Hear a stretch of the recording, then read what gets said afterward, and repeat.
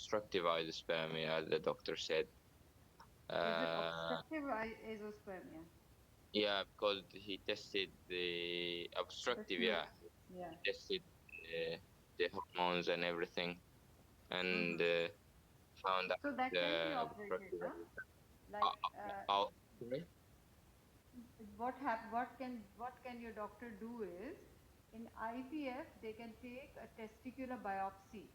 They can take the sperms out through testicular biopsy, like uh, it's an Yeah, injection till method. They can take the they, sperms out and then they can do the IVF. yeah, they did this, and we did IVF. But Hmm. I was wondering if there is any treatment for this obstructive azoospermia, because No, we no, this. there isn't. No, there isn't, Uh, because uh, if there is a if the tubes of your testes are blocked, so you cannot open them. okay. Yeah. So I was wondering, how much does it cost to do this IVF in India? No, The this average I don't know about India, but in Pakistan it costs around 5.5 lakh. $5,000. I don't know. Can someone come convert for him, please? I don't think so. Not very good at maths, but I think All okay, right. it must Thank be you very much. around four point five thousand dollars. Anyway, Okay. so Thank let's you, go Sami, forward, for Jay. your question. जी मेरे बस last two questions हैं Sidra and Asad. Sidra please अपना जी जी. Mic off कीजिएगा. असद आप पहले कीजिए question. आपका क्या क्वेश्चन है? सिद्रा प्लीज अपना माइक ऑफ कीजिए. Thank you. जी असद आपका क्या क्वेश्चन है? अस्सलाम वालेकुम. मैं असद की वाइफ बात कर रही हूँ. मेरे 2 ओके. क्वेश्चंस हैं. जी कि पहला ये कि मेरी ना राइट साइड की ट्यूब जो सी है वो ब्रस्ट हो गई थी और प्रेगनेंसी हुई थी उसमें, और वो स्टक हो जी गई जी थी उसमें, और फिर उसका ऑपरेट हुआ और उसे निकाल दिया गया. देन अब मेरी जी सिर्फ लेफ्ट है, और माशाल्लाह अब मेरी बेटी तो हुई है 4 जी जी मंथ्स की उम्र में.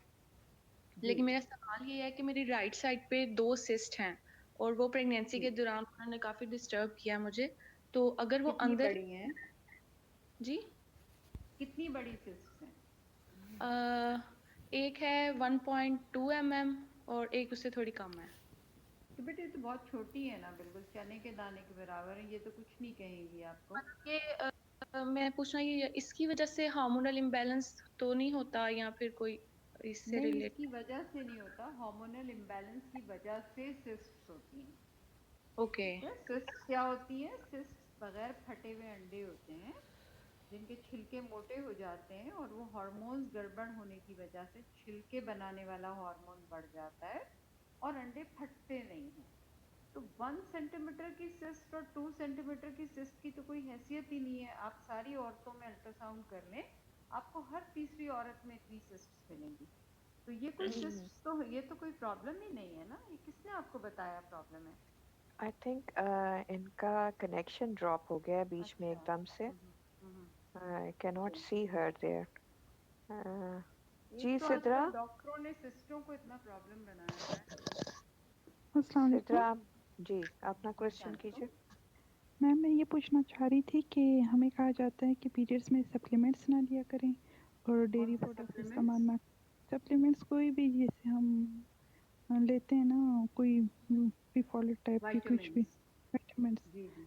और हाँ, डेयरी और प्रोडक्ट्स ना करें और दही वगैरह ना खाएं. तो ये और कोई भी पेन किलर्स भी ना लिया करें. इससे क्यों? मतलब इफेक्ट होता है फर्टिलिटी पर. और ये नहीं, भी कहते ऐसा हैं. कुछ भी नहीं होता. हाँ. तो और मुझे ये पूछना था कि क्या क्या प्रिकॉशंस किए जा सकते हैं, हम पीरियड्स में क्या प्रिकॉशंस करें. पीरियड्स में कोई प्रिकॉशंस नहीं करने होते. पीरियड्स एक नॉर्मल फिजियोलॉजी है जिस्म की, कोई बीमारी थोड़ी है. पीरियड तो औरत को इसलिए आते हैं कि अंदर बच्चेदानी की लाइनिंग बनती है. जब महीने के बाद उसको हमल नहीं ठहरा तो वो लाइनिंग झड़ना शुरू हो जाती है, वो शेड ऑफ हो जाती है और उसका एक साइकिल ख़त्म हो जाता है. तो पीरियड्स कोई बीमारी थोड़ी है. कोई पीरियड्स तो एक नॉर्मल जिस्मानी हालत है जो ये बताती है कि ये औरत एक नॉर्मल साइकिल से गुजर रही है. इसको तो लोग बीमारी क्यों बना देते हैं? आप इसमें अपना नॉर्मल डाइट रखें, दाल खाएं, सब्जी खाएं, दूध